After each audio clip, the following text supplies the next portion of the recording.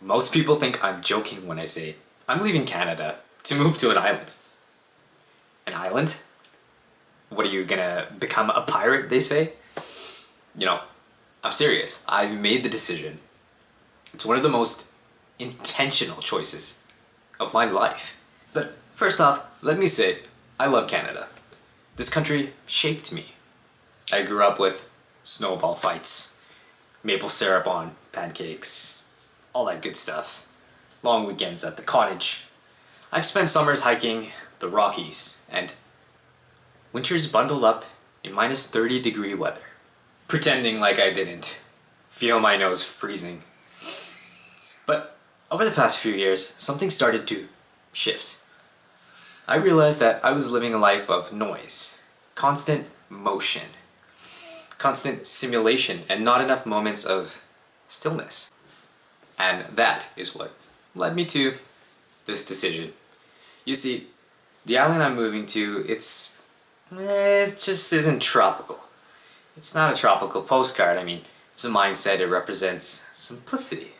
A little bit of slowness, yeah, I'll admit, and some space to breathe.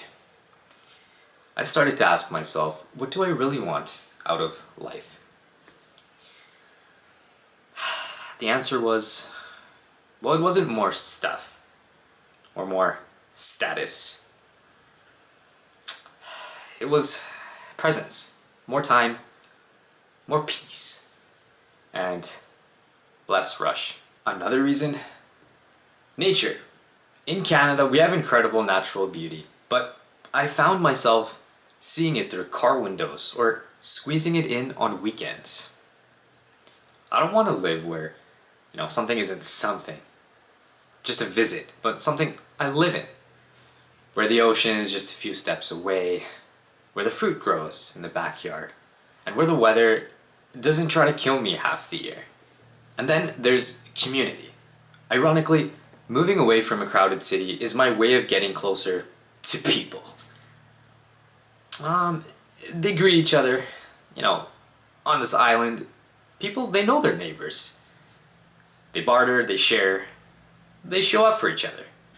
It's not about big crowds, it's about, real connection. Something I think of a lot of us have been craving lately.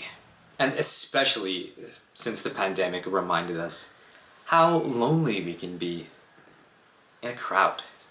And yes, I'm aware this decision comes with trade-offs. I won't have access to the same conveniences, career opportunities, social events. I won't have Uber Eats at 2 a.m. I might have to wait 2 weeks for a package. But here's the thing.